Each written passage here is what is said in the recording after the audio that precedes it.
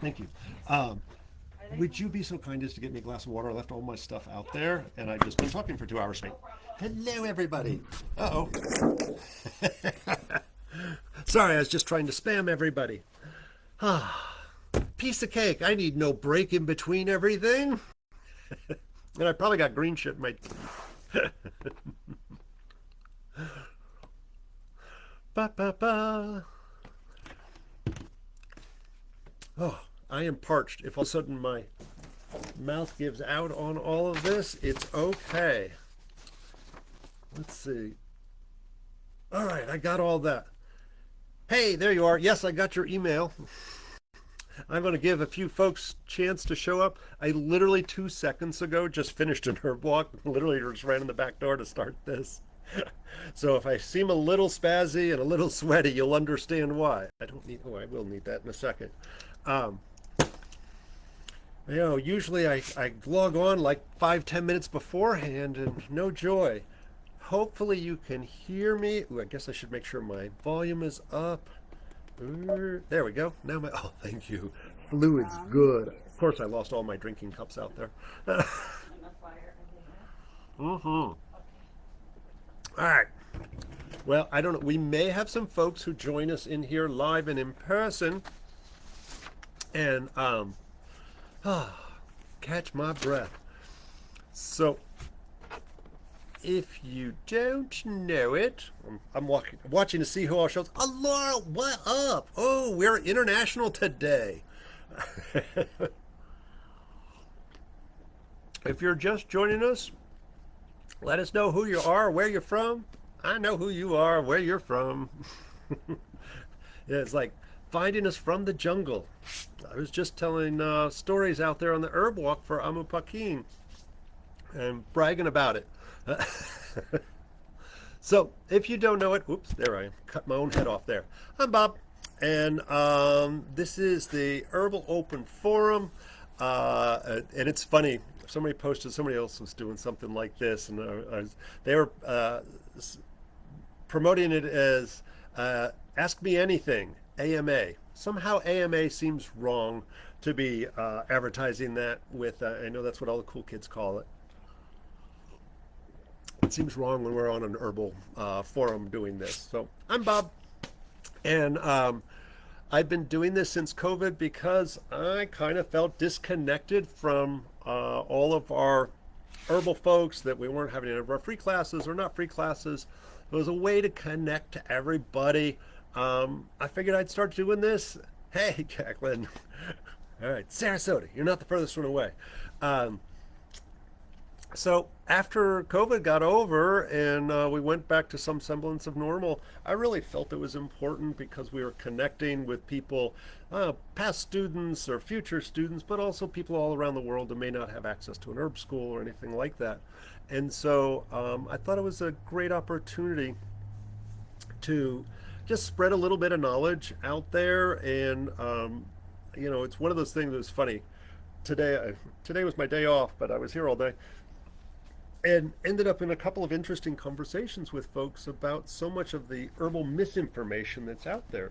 So maybe we'll spend a little bit of time talking about that today. We got a few questions in the queue, and if you don't know it, please feel free to type any questions into the chat there, and we'll add it into the list, and I'll try to answer any questions like Western, Chinese, Florida bioregional, Caribbean. I'm pretty good at that stuff. Acupuncture stuff, I can cover all of it. I will say there's,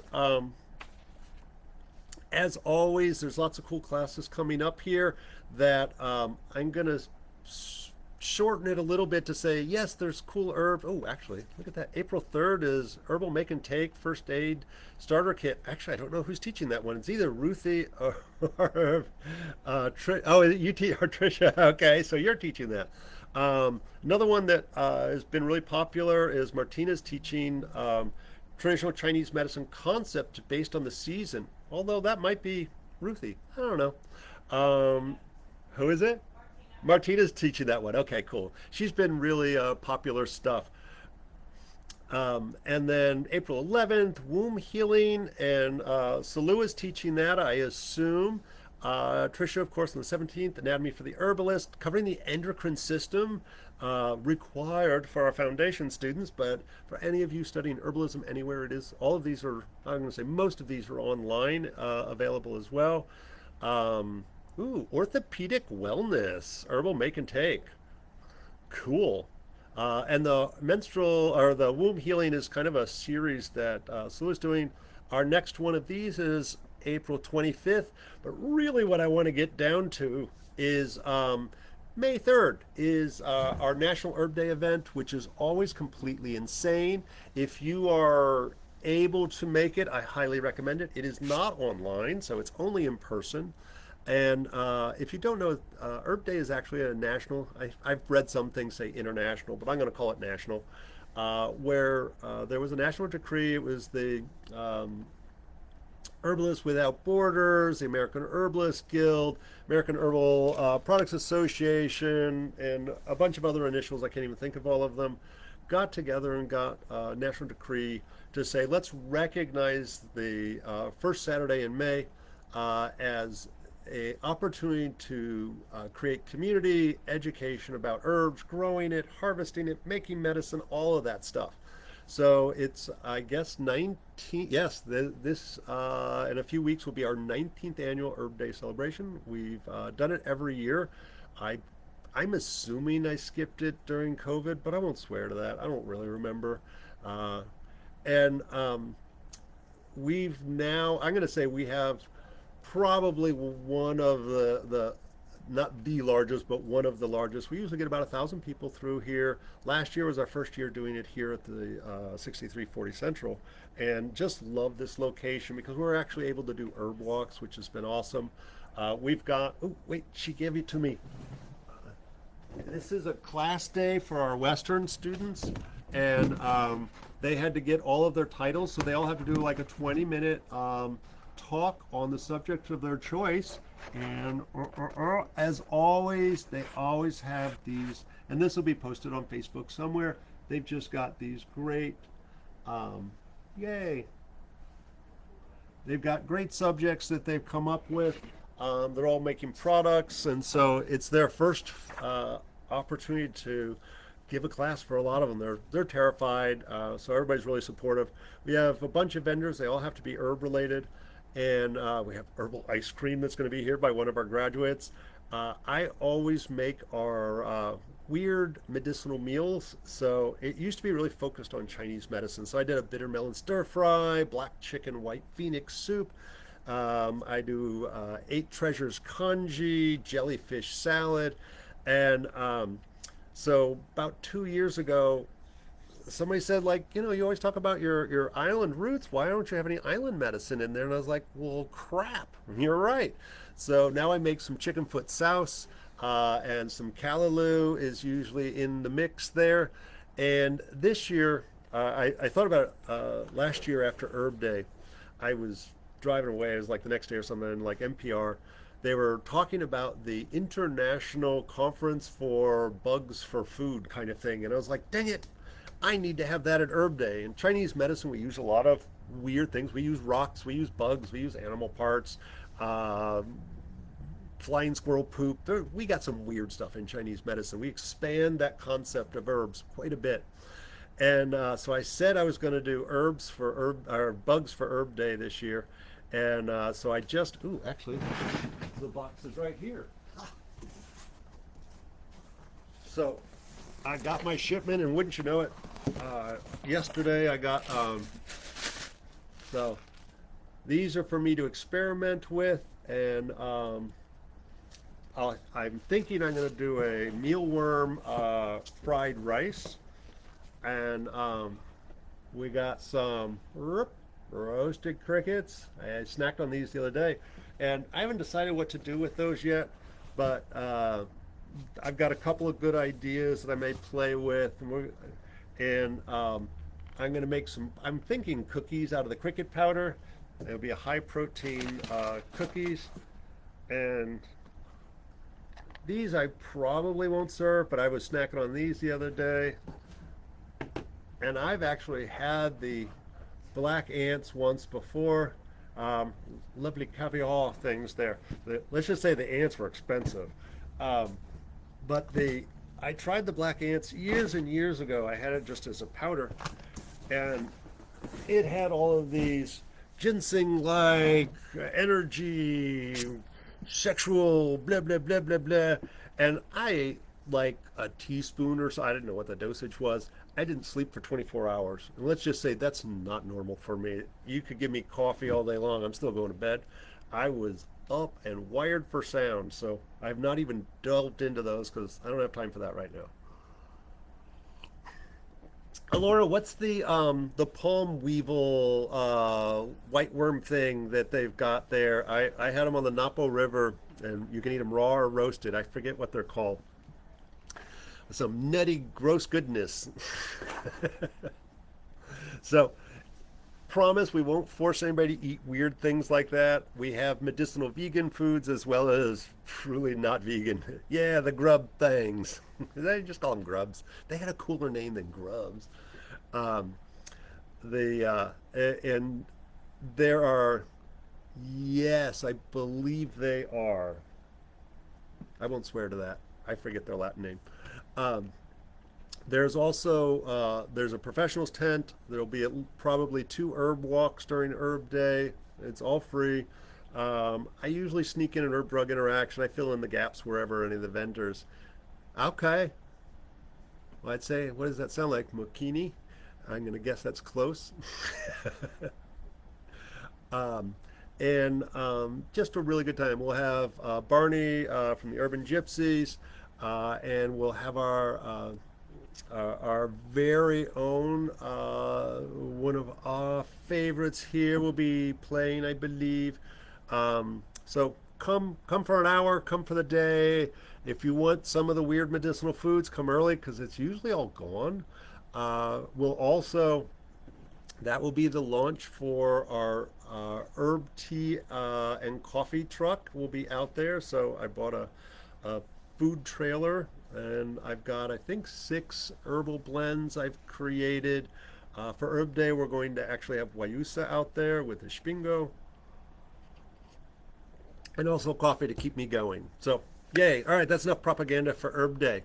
Um, there was, and for anybody just showing up, feel free to post any questions that you have in the chat there, and I will do my very best to answer them.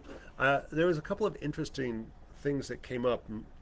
I'm on way too many of the herbal Facebook groups, and I have to restrain my fingers on a regular basis because of the sometimes scary or just not useful information that's sometimes put out there. And it's one of the problems that people like the idea of herbal medicine, but they don't understand how it's done. And so obviously the Reader's Digest version or the TikTok version of herbalism is this herb is good for. And the reality, when we look at traditional cultures, the traditional use of herbs, they are based on an energetic system, which is the hot, cold, wet, dry, deficient, excess, tense, and lax. And we can say that in Ayurvedic, in Chinese, in Anani Tib. We can say that in Greek medicine. All of those are, we use different languaging to describe those concepts of, and we've all experienced that. You're sitting in an office, half of you are cranking the AC down to sub-zero because you're on fire, and the other half are freezing to death and are wearing a parka and have a heater under their desk. And the reality is everybody's body temperature is the same, but the way they experience their environment is different. So those cold people need warming herbs. Those hot people need cooling herbs. Some people drink a gallon of water every day, and their thirst is never quenched. That's because they're energetically dry, and they need moistening herbs, not more water. Like, yes, we all should drink water, but at some point it's not working. So there's another thing that needs to be there, and that's where the energetics of herbs really comes into play. And so every time somebody says, I've got a lung thing, literally 50 people all type in the word mullein. And it's like, mullein is not for every lung thing on the planet. Mullein is for very specific things, and mullein leaf versus root versus flower all has a different function. And it's where so much is lost, uh, because everybody thinks they know everything because they bought the one book that says this is the antibiotic herb, and it's like, no, it's for a very specific pattern of uh, excess heat that requires it to be combined with other things and to match with the pattern or a particular part of the body. And so I was just out on the herb walk with a dozen people out there, and one of the things we talked about is how the medical anthropologists are out there and they're doing cool stuff and recording it. But when an indigenous person says something like it's evil wind causing pain, they translate to this is good for arthritis, and that's not true. It's when we look at something like a mulberry bark, which, by the way, every mulberry tree, and the white mulberry I have here is yummy, full of fruit. If you're nearby, come by and snag a few. Don't eat them all. I want some still. But the mulberry bark is specific for weather-related pain, and so that's different from all the old injury pains or autoimmune pain. Those aren't the same. It's only when your pain is affected by the weather would we use mulberry bark for that type of pain. And so that lack of understanding through the traditional cultural construct and understanding of the herbal medicine, and ultimately usually the combination of herbs together based on the pattern that we see. And it's funny, I'll say this as long as you're on here, Laura. We had a Shuar woman who moved up to this area and taught a class on Shuar herbal diagnostics. And, translations were challenging. I think Timo was there helping with the translation because she didn't speak English. And for all of you who've been to my classes or my students or graduates, we look at the top of the tongue primarily. We look at the color, the coating, the areas of the tongue. The Shuar looked at the underside of the tongue as the primary diagnostic tool, which I thought was fascinating. They should like, oh, the top of the tongue lies.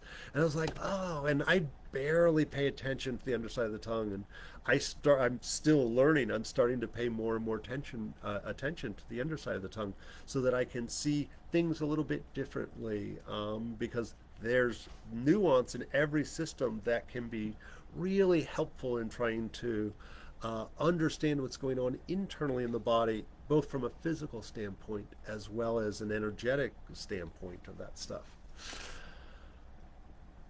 So I wanted to talk about one. I think I saw it like 5 times in the last week, and then I was out back in the garden here at the school talking to somebody, and they were like, "Oh yeah, I'm making a bunch of cilantro because I think I've got heavy metals, and I want to detox my heavy metals." I love cilantro. If I have fresh cilantro, as long as I have it, I'm going to put it on whatever I'm eating because I love cilantro because it's yummy. You might not, in which case you have a genetic anomaly, a genetic trait that says it's going to taste like soap. So to me, it's yummy. For some of you, it's soap. Cilantro has a long history as a carminative, which means it helps with bloating, digestion, belching, gas, things like that. It's lovely for that. Back in the 70s, a Dr. O'Mara did some, I'm just going to say, he published something that said cilantro is used to chelate mercury, specific for mercury. And all of a sudden, all of us started, and me included, I haven't done it in 10 years, but all of us would say, yep, that's what we use for it, because we're just quoting somebody else. And that's, we learn stuff from people. We think, we read it, we hear it, teachers and so forth, and we repeat what they tell us. And especially if it is our experience to get the same results, then we're like, oh, this is real. Our teacher was right. And I remember, I think I read about that probably in my teens, and I was not an experienced herbalist at that time, and I was like, I would repeat that to people, but I remember going like, I am questioning the validity of that, but I will tell you that everybody will tell you that cilantro chelates mercury. So I was at an American Herbalist Guild conference probably 10 years ago, and I'm going to rate it as one of my favorite classes. I wish I could remember the woman who taught it, but she needs all the gold stars and praise we can give her. But she taught this little short class on herbal myths. And I was fascinated, and she covered a couple things. But the one that really stuck in my head was, and she did what we should all do. And I would say, in the age of Google and AI and everything else, all of us, for anything that seems, even if it aligns with what we believe, we should be practicing going back to the original source of the information and ascertaining whether it's valid, true, repeatable, and so forth. So she went and did that with cilantro. She's like, where does this come from? Because there's not an indigenous cultural thing, because mercury poisoning is a modern construct. We do that through urine testing, blood testing, hair testing, and so forth. So how did we come up with? There must be some research, because 100 years ago we had no way of testing for mercury poisoning. So Dr. O'Mara is the peer reviewer, is the sole peer reviewer of a alternative health journal, which he is the owner and publisher of. And so he reviewed himself, so it was a peer-reviewed journal. That's how it made it into PubMed, because you can look up O'Mara, cilantro, and mercury, and you'll see his research. You can go read it yourself. And he also holds the patent on how they tested it, the bidigital O-ring test. And you're like, wait, I'm not sure what that is. Bidigital, 2 digits, O-ring test, look at O. Do you have mercury? Yes. Here, eat some cilantro. Do you have mercury? No. Hallelujah, it chelated all your mercury out. That was the research. That is the only research. And love or hate muscle testing, I don't use that. It is a fairly modern construct that I've not seen the research on to support it, but mercury can be tested effectively, pre and post, and every few years I go back and look, and there has been no valid clinical testing outside of muscle testing by that guy that has made it into PubMed. And many books, many teachers have repeated this. It is in most detoxification, especially mercury detox, formulas that you can buy in very small amounts, because honestly, people expect to see it. And so we need to constantly question things that don't sound like they make sense. For my students, they'll hear me repeat many, many times, there are 2 criteria. I don't care which one you meet, but you have to meet one of them. One is repeatable, double-blind, placebo-controlled studies, and the other one is 500 years of tradition. Cilantro has neither. And even with the 500 years of tradition, we should still look at it. The Chinese have been putting mercury in their food for a long time, and lead, quicksilver was a medication. So there are a lot of things that have a tradition that science shows us that maybe we shouldn't do that, or at least not do it very often. And our research should be repeatable. And we find a lot of things are only successful when this person does it, but when that's tried to, that same research is repeated in another university, nothing happens. So really start to question all that.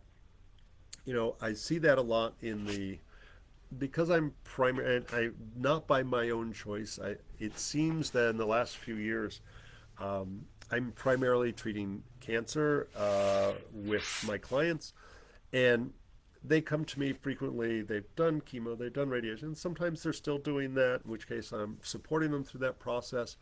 But they all say, what protocol do you use? I was like, I don't have a protocol. I treat what I see, and I look at research, and I follow your blood work and your marker numbers and everything else, and I adjust my treatment to what you need. And I literally had a wonderful couple came in, stage 4 cancer. They were doing the Nori protocol, and I was like, I've never even heard. I literally Googled it before they came in, because they had said that. And I was like, what is this? And it recommended a vegan fruitarian diet, and alkaline water and a bunch of supplements. And I saw the guy's B12 levels were under two or were at 200. He was fatigued and his numbers were probably going the wrong way. And I was like, that's the opposite of what I'll tell him to do. And so, but he's like, but there's this Zoom call every week with all of these testimonials. Testimonials are not worth the electrons they're printed on. Testimonials have consistently be shown that A, we either don't get the full story, that they're on 12 medications, and they took an herb and then magically they put all the success on the herb, or just flat out lying. And that's sad. So it's, I just read something somewhere else. Somebody did chemotherapy, immunos, mainstream treatments, cannabis, the MCT oil, and I think soursop leaves, and dramatic change in their diet, and their stage 4 cancer was all of a sudden cancer free. And they were like, it's the soursop leaves. And I'm like, or you changed your diet, or the chemo worked, or the immunostimulants worked, and so that's the problem. It's innuendo, and that doesn't make a good treatment, especially when it's life threatening. So I think it's really important that we look to research and experience appropriately, and try not to be swayed by stuff. And I would expand that same information to all the things that we read on the internet. So we'll list this month's open forum, herbal open forum, as the dispelling of myth 2-hour episode. A lot of you have joined me on this. I'll rant about my other one because it's still out there. This gentleman was also told to do alkalizing water. And I will tell you, is my bottle here? Oh, wait, there it is. Wait, I'll be right back.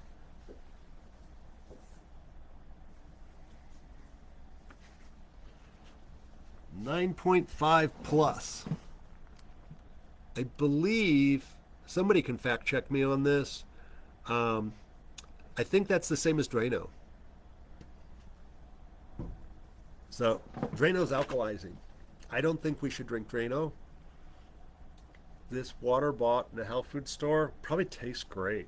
Probably feels very smooth and refreshing. The problem is it will your stomach acid, the thing that breaks down proteins, the thing that helps you absorb minerals, that is part of the process of absorbing B12. Literally, your stomach should be at about 1, maybe a 2. It's not great at 2 pH, so very acidic. And so if you put alkalizing things in your belly, all of a sudden you can't absorb and break down your proteins, both meat proteins and vegetable proteins. You're no longer getting any benefits from them. So long-term use of alkalizing water, not your friend. I literally, I think that should be illegal. I've had people hospitalized from doing solely alkalized water, at this level of alkalized water. And I know they sell thousands of dollar machines. Now it's the whole industry.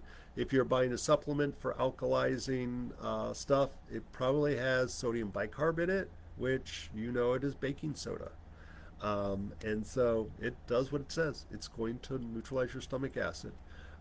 And it might change the pee at the other end, probably nothing dramatic, but what your spit is and what your pee is has nothing to do with what your blood is. If you are that far out of range in your blood, you would be hospitalized or dead. You get about a 0.5 variation from I think it's 7.2. Like if you're a half a point off of your pH in your blood, you literally end up in the hospital and probably dead. Well, there you go. Thank you. Thanks for supporting there. Yeah, it's scary, isn't it?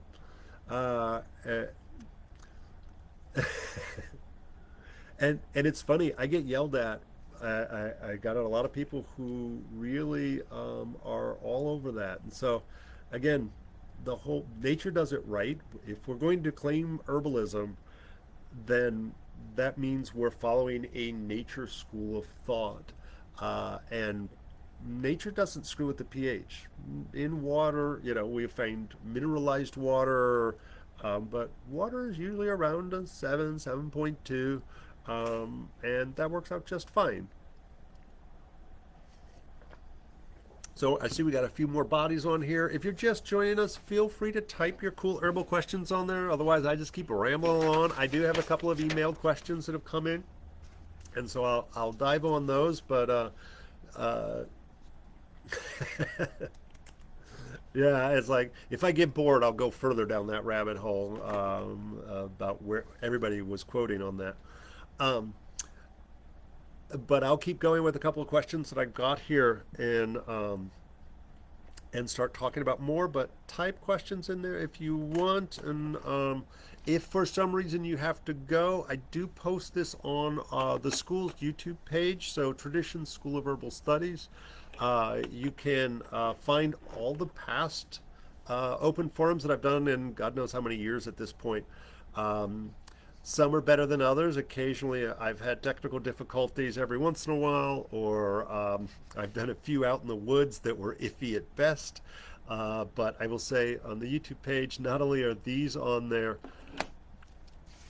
Oh, that's a great question. Um, Herbs, iron. That's actually, let me babble on that. I got so much to say on that. So I actually, I've been in formal practice, full-time formal practice in herbalism for 25 years now. And, it's like, I know everything. I just learned something the other day that kind of relates to what you just asked there. Um, so herbs and iron. I know a lot about herbs and iron. So most people, I won't say most people, the more common questions to ask are like, I'm anemic, I need to build my iron up, I don't want to take a supplement. The supplements are hard on the stomach, they are cause constipation, they'll turn your poop black. Oh, yeah. Yes, I did get your question. Um, add to my eggshell. Yes. Okay, I understand. Had to read that twice. Um, and so I have the opposite. I have too much iron. I have a genetic disorder called hemochromatosis, where my body doesn't process iron properly. I literally came from the doctor this morning, where I did a blood draw yesterday to see what my iron levels were, and I've been using herbs and diet to keep my iron low. And on two occasions, I've actually made myself anemic because I did too good a job. So I know what blocks the absorption of iron. I also know how to get it in you. So this this is a good question for a lot of people, actually.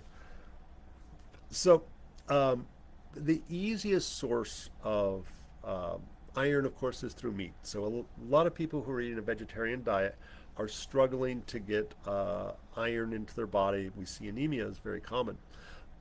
That said, you can get enough iron from vegetables, but there are some roadblocks to all of it. So, and when we always say iron in this very generic standpoint, and we just say iron, and they're like this, spinach is high in iron. Eat more spinach. Be like Popeye.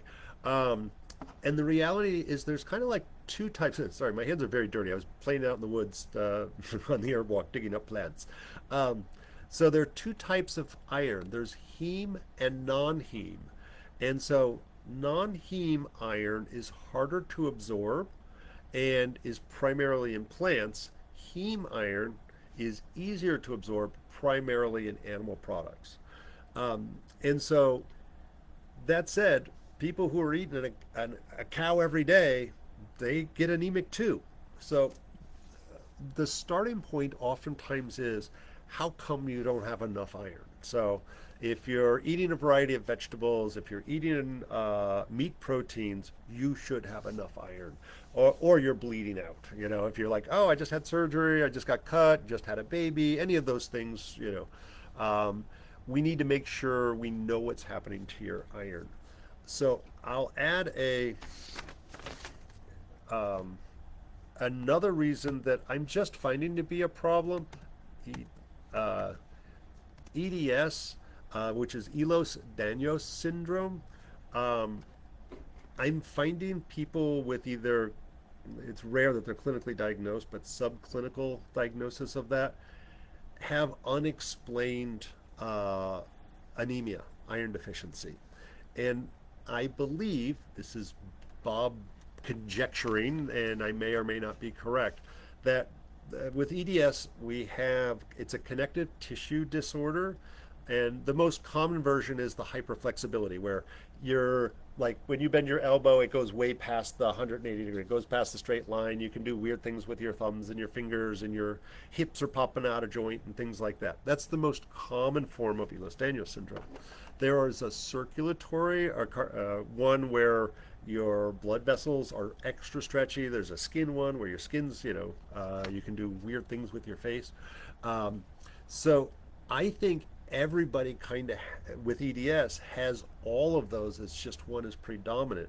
So I think what's happening with the EDS is that they're kind of leaking out of their blood vessels, and it's kind of just because it's like you're eating, you're absorbing. Where's your iron going? Why are you not holding on to it? Even people who get iron transfusions, like, why does it take so long for the body to catch up? I think it's just kind of leaking out of the blood vessels, and we need to tighten up the cardiovascular, the vascular system in that case. So once we figure out, is it a dietary issue where we have to work extra hard as a vegan, or is it a leaking like heavy menses, things like that? So those are easier to fix. If we explore our foods high in iron, some of our vegetables, but if we add organ meats, specifically liver and heart, have the highest amounts of heme iron. You can buy supplements of that. They're kind of expensive, or you could go get some beef heart or chicken hearts, and if you get a free range, grass fed, la la la.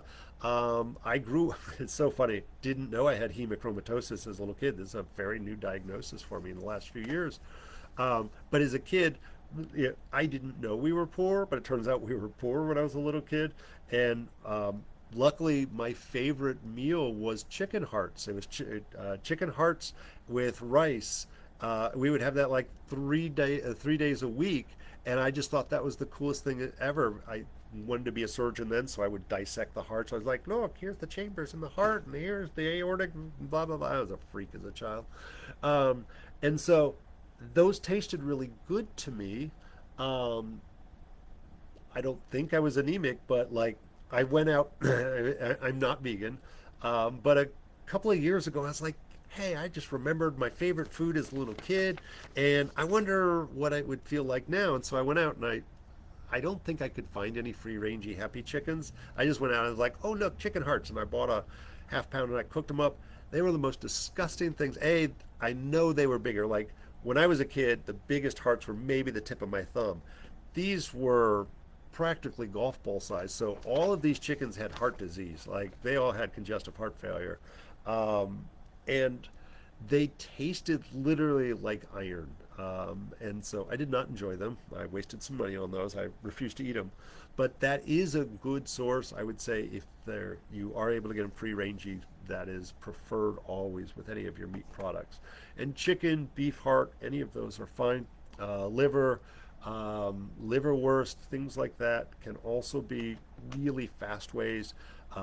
The problem with the liver and liverwurst specifically, quality of course, but if you're missing your gallbladder, because the liver is very fatty, if you've had your gallbladder removed or you have any gallbladder problems, it may be too fatty for you to actually consume, in which case either a supplement or the hearts. Hearts are very lean meat and a good source. So any kind of lean protein, bone broth is a good choice if you're eating meat.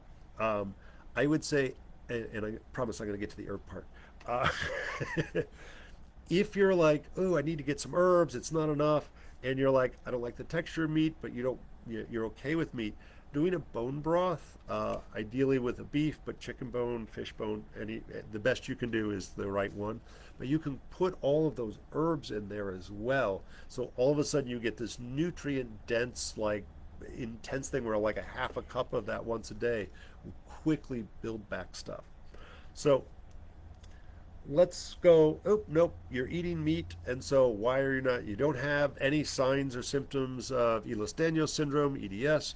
So we got to always figure out, like, why aren't you getting any iron? So the next thing to look at is your stomach. And so if you are taking acid reflux meds, that is, we need the acid in our stomach. I kind of hinted at that earlier. We need acid in our stomach in order to absorb any of our minerals, iron being a mineral. And so if you are doing anything to reduce your stomach acid, your blockers, your proton pump inhibitors, the Nexium or any of the other medications out there, over the counter prescription, that is blocking your absorption of iron. So you could eat an entire cow every day, you will get no benefit. So if you're not on medication, but you're noticing you're having some digestive issues, some bloating, belching, when you eat food, especially protein, if you're like seeing a lot of undigested food at the other end of the big long tube in your bowel movements, there's a possibility that you have low stomach acid. Some people may have tried drinking vinegar and they're like, oh yeah, that helps my digestion. If vinegar helps, that means you have low stomach acid. Um, so I prefer using something a little bit more aggressive for somebody who has low stomach acid. HCl, you can get hydrochloric acid pills. They have to be in a pill. Don't take it out of a pill. It's literally hydrochloric acid. It'll burn your throat. Um, but taking it in a pill with food will ensure that you're getting the benefit from most of your supplements, but also if you're eating anything that's high in iron. Now you can absorb it if your stomach acid's correct. If you're like, no, my digestion, like, I got a cast iron stomach, you're not taking any of those medications, then we got to say, like, what's blocking your absorption of iron? And by the way, this is why we see herbalists, because they go through all of this health history to, like, let's figure it out. What's the roadblocks to your good health? Um, so the thing that I'm using to block my absorption of iron, because I don't want as much iron as I got, is tannins. And tannins are in a number of herbs and plants. The favorite herb that tannins are in that blocks the absorption of iron is tea and coffee. So black or green tea, that includes matcha, and coffee, including decaf, is high in tannins and will block your absorption of iron. So I purposely drink things like black tea. If I'm like, screw this, I want a steak, I just like it, I have to drink black tea with it, then I won't get any of the increased iron from it. It is a very effective way to block your iron. Um, so it doesn't mean like, and I apologize, like, no, but I'm never giving up my coffee. You can still enjoy coffee or tea. You just need to separate it ideally by about 2 hours from when you're eating your iron rich foods. And so, whether those are vegetables, herbs, or whatever, start to separate those. You'll notice, like in a lot of iron supplements, they put vitamin C in there. Because it's ascorbic acid, the vitamin C helps to absorb it. Or you'll see on the bottle, like, take with orange juice, because of the acidic qualities of the orange juice. That actually doesn't do a lot, but the vitamin C is helpful for adding that to your supplements. Now, if you're trying to avoid supplements, just separate those tannin rich drinks away from it. That should help a lot. And then let's get to the good part, like what herbs are high in iron. So your dark green leafy vegetables are high in iron, spinach being one of those. Um, the yellow dock is a favorite, and is a very gentle moistening herb. It's yellow ducks. It's like, it's so funny. Seven Song called me on this a couple of years ago at a conference. I was talking about poop, right? I was at the American Herbalist Guild conference, and it was all about poop. It's one of my favorite subjects for some reason. And I was saying about yellow dock, about how it could really move the bowels, and he is super kind, and like pulled me. He's like, I know you said that that was kind of an aggressive poop mover, and he's like, that hasn't been my experience, and I use it a lot. And I was like, I thought about that for a second, and the first two times, it wasn't the only two times, the first two times that I recommended Yellow Dock to somebody, they actually had an adverse reaction. And so in my brain, I always thought of that being this really powerful poop mover.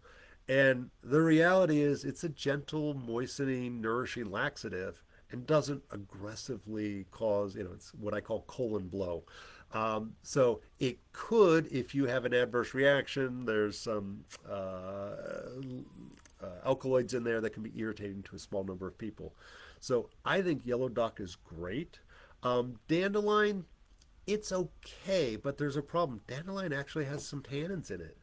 And so I don't think that's a great source for it.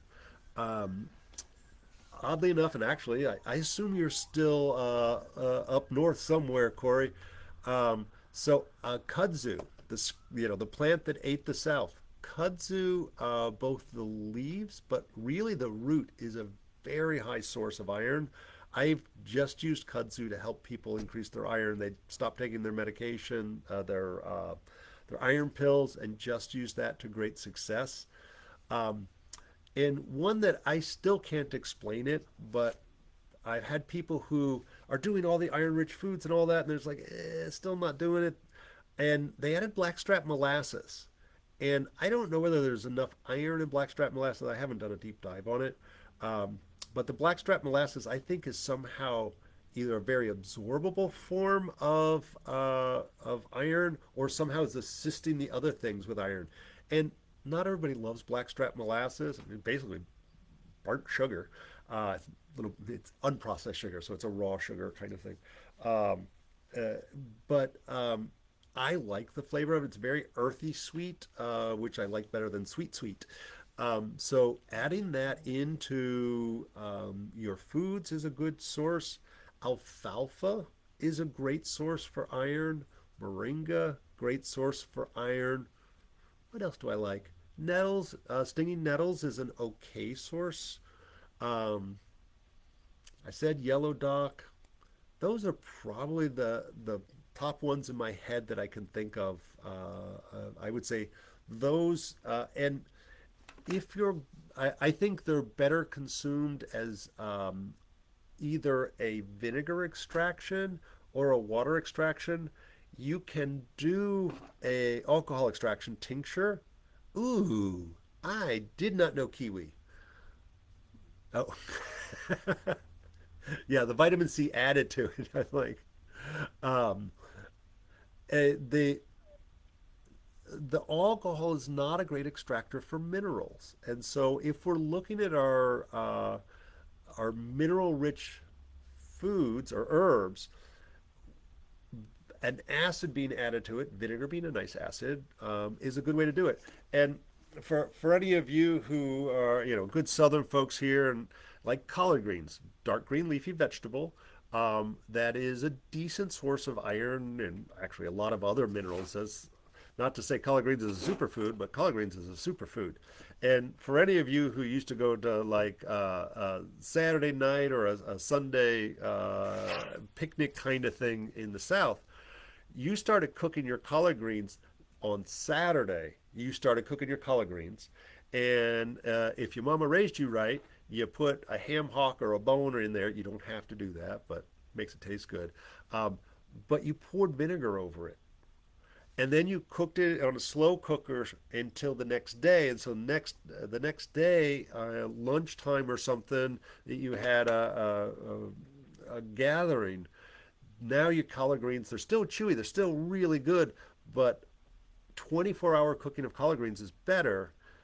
But what you it is, depends where you grew up. Down in the Bahamas, they were like, everybody who knew what they were talking about would say, give me some of the liquor. They didn't mean they wanted a shot of rum. They wanted the water that had been cooking down inside all that, because that's where the nutrients were. So that little bit of vinegar, the slow cooking, opened up the cell walls to release the minerals, and that was the nourishment. And so they would put that on, if there was a meat, they'd put that in mashed potato, just pour it over the collard greens. Some people would just put it in a cup and drink the collard greens liquor. All right, there you go. Add something. Yeah, lemon juice would be fine. I mean, apple cider vinegar was my classic, but any kind of acid will help bring out those minerals. And it puts those minerals in solution, and it's easier for you to absorb them as you go. Um, and so you can think about any kind of mineral rich food, adding some kind of, there you go. Oh, you're cooking in a Cajun kitchen. You're going to have to tell me more about that later. I like some Cajun food. Um, but that is the best way to get the benefits. And I don't care whether you're doing moringa, whether you're doing yellow duck, you need to get an acid in there to ensure that we can get the good stuff out of there. The more minerals, iron in particular, does not get destroyed by cooking. So you can put it in a bone broth that you cook for days, and it's going to try to put that all into solution.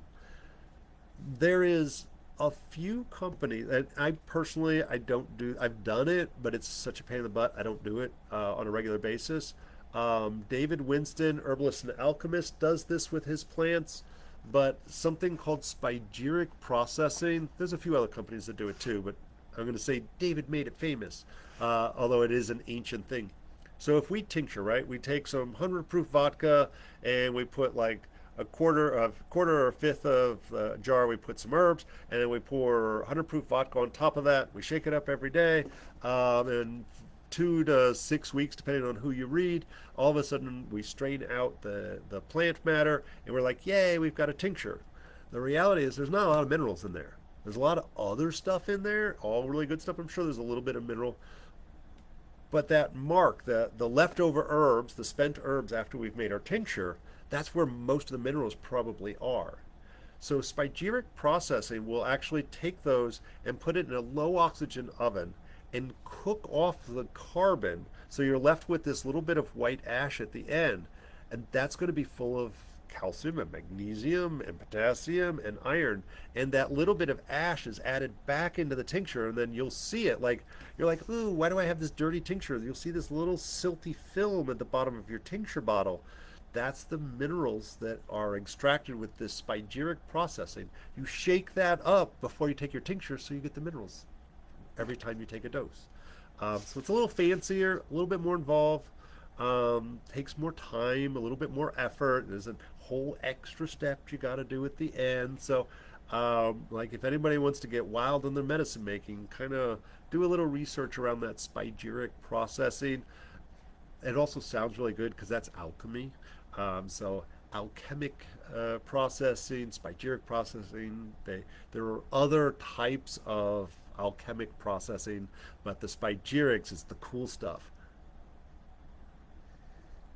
Mm-hmm. Yes, exactly that. Ooh, you're getting into some fancy stuff. And there are books out there. I don't remember whether the Medicine Maker's Handbook talks about that or not.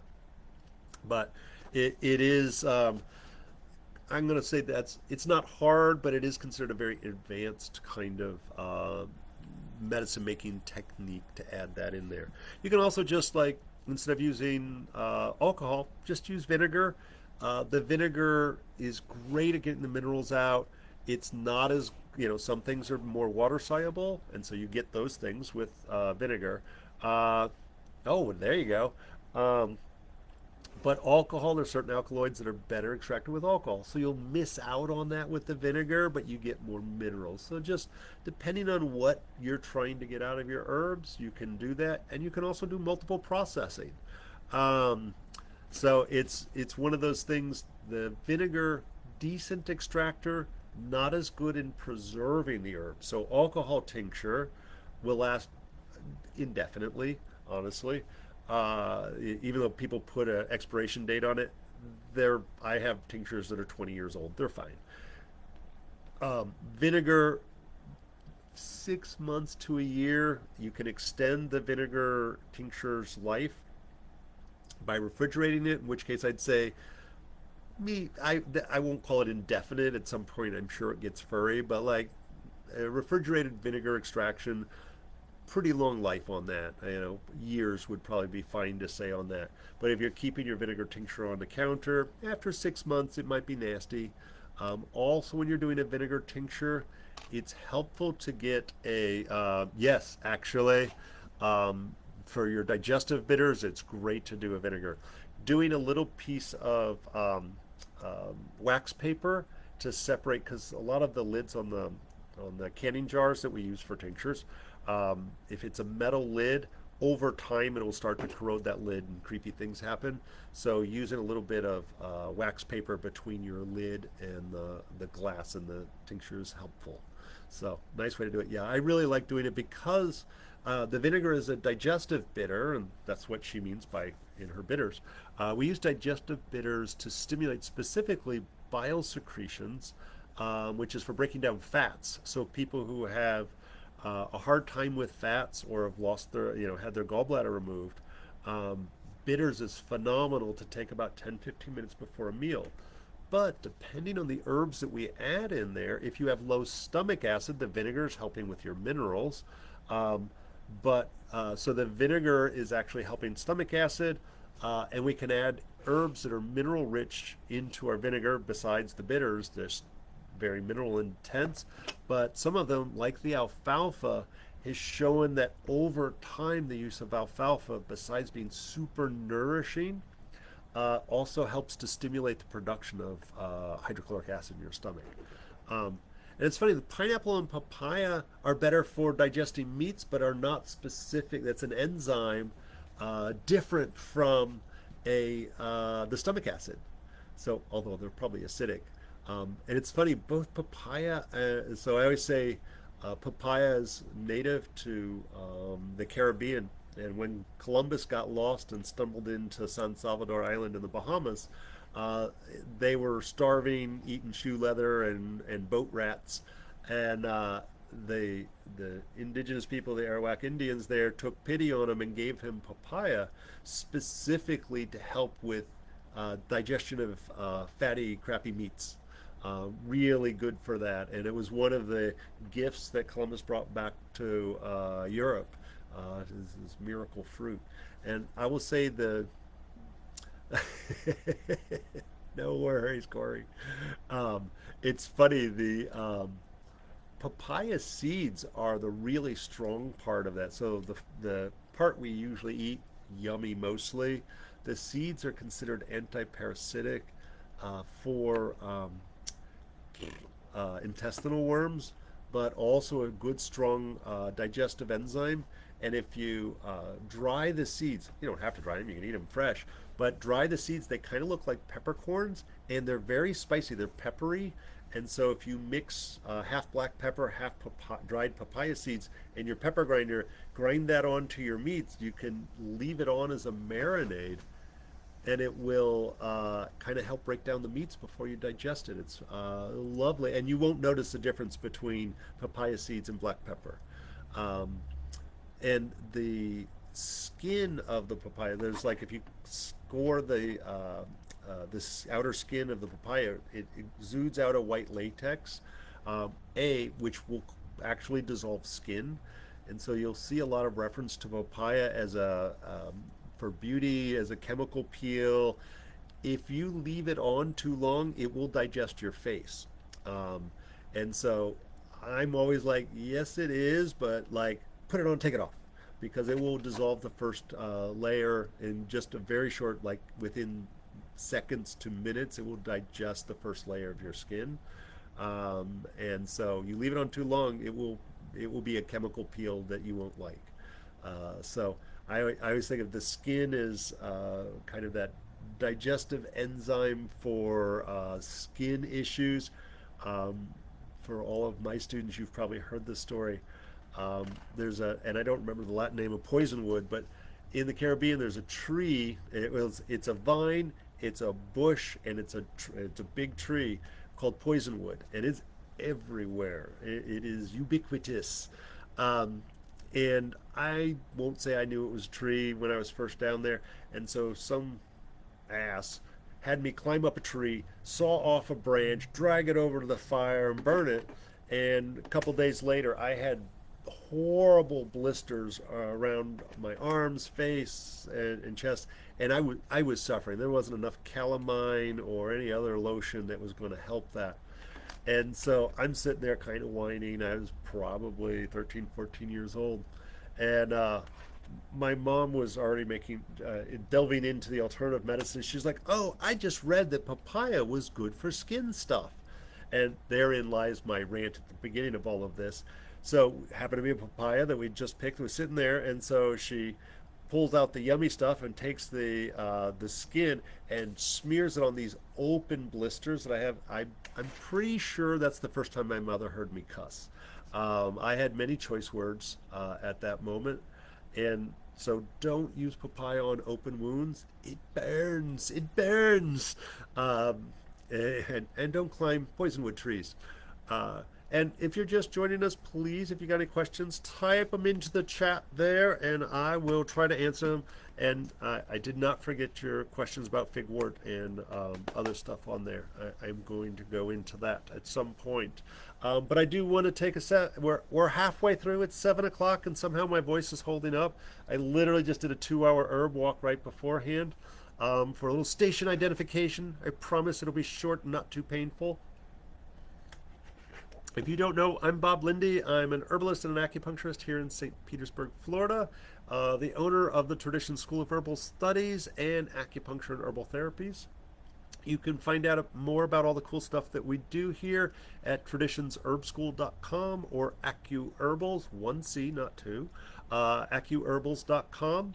You can find us on Facebook, Instagram, and check out our YouTube channel. There's all of these open forums are archived there, plus a bunch of shorter things, a little 5-minute herb walkie and some longer herb walks where I just wander rambling through the woods. I apologize for the lack of editing. I will add that to my skill set one of these centuries. If you don't know it, we're here in St. Pete, 6340 Central Avenue. We're on a half-acre medicinal garden that you're encouraged to visit if you're in the area. I'm really trying to encourage some more low-impact folks hanging out with the plants here. So I've added a couple of hammocks that we can sit out. There's Wi-Fi out there, and we just added a tea truck.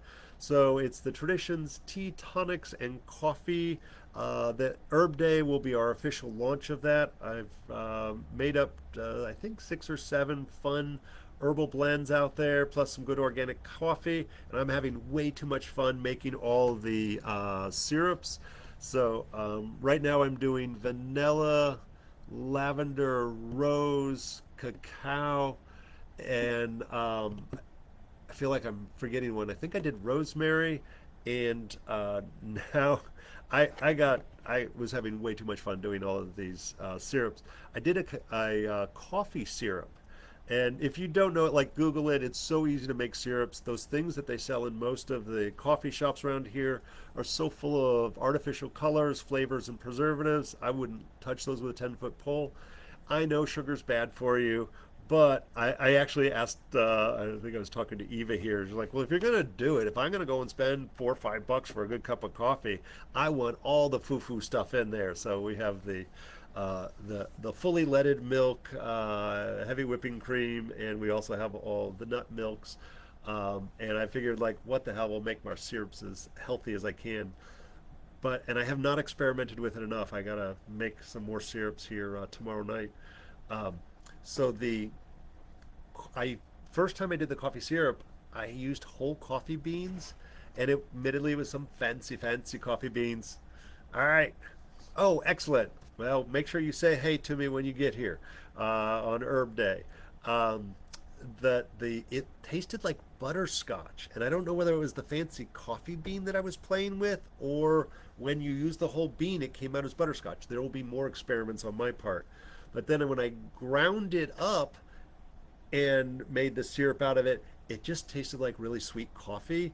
And ooh, wild violet syrup. I'm not sure what that would taste like. All right, I might. Ooh, see, now you say that. Now I'm thinking butterfly pea. It's like, whoa.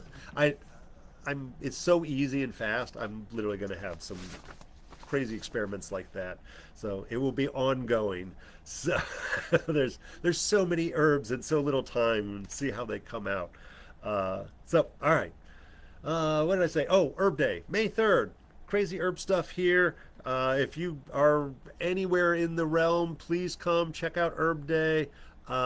Music, vendors, weird food, uh, medicinal foods for you to taste.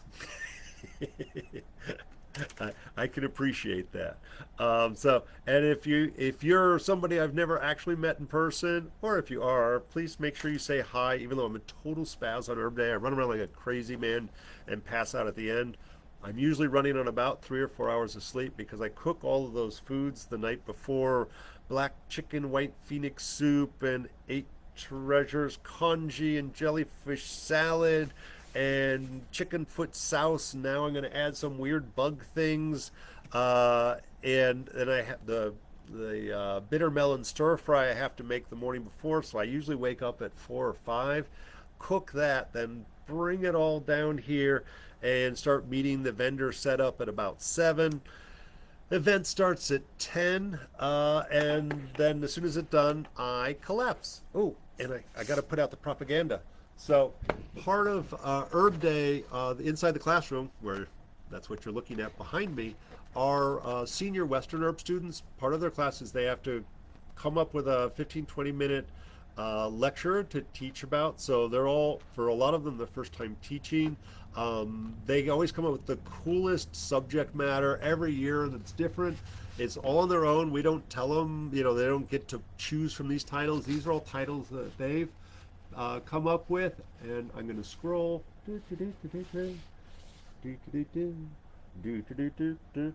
Hopefully you could see all of those. And they also have to make a product and put it out there available for sale.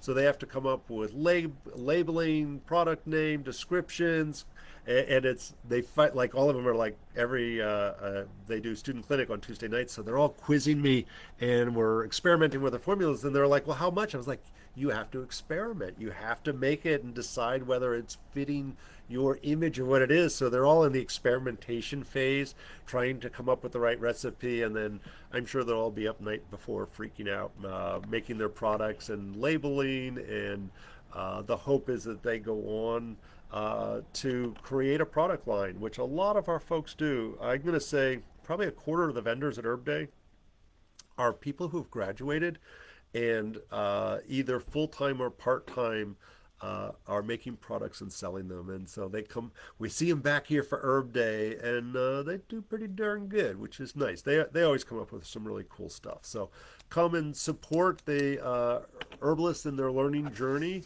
But also there's 2 lecture areas going on. So there's another lecture area that are the vendors are allowed to come up with a subject. We give them a little bit more time.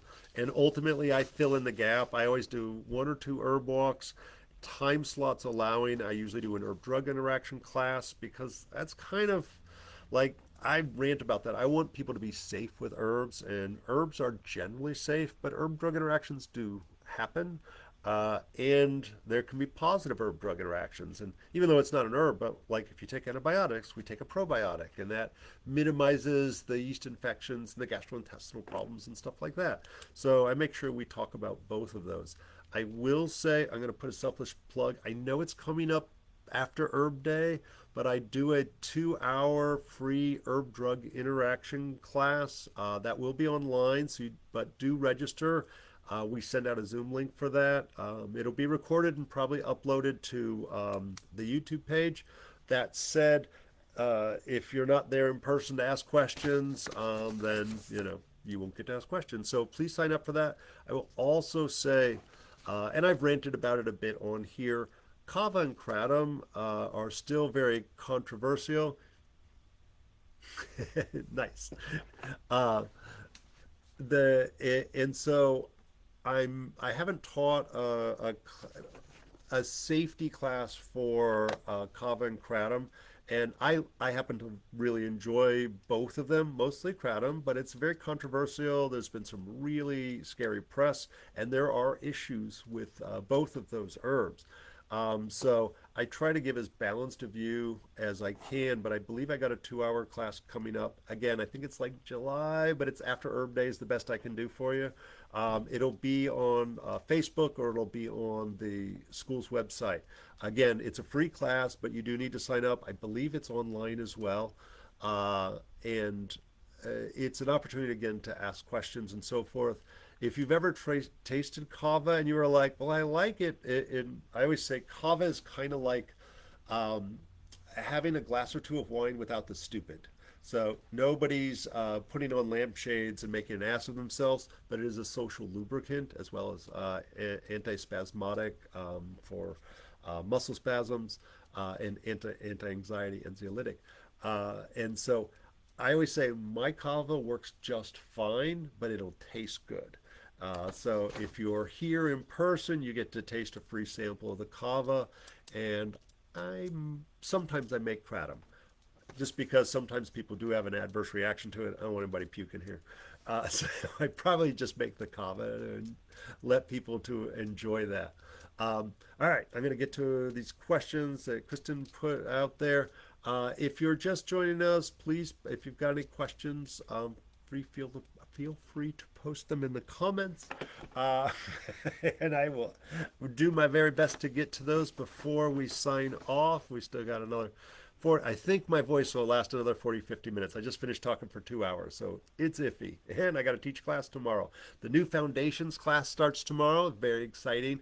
It will be, for most of them, I'm going to say, they've done our Western 101 class, and for whatever reason, they decided to continue that herbal journey and signed up for the 8 month or 8 weekends of classes. But from day one, we introduced the idea of energetics to more depth and teach tongue and pulse diagnosis, which for most people, they're like, that's crazy talk. And I think, once again, I'm really excited about it. For the herb walk, I had a nurse practitioner out there, which I was super excited about.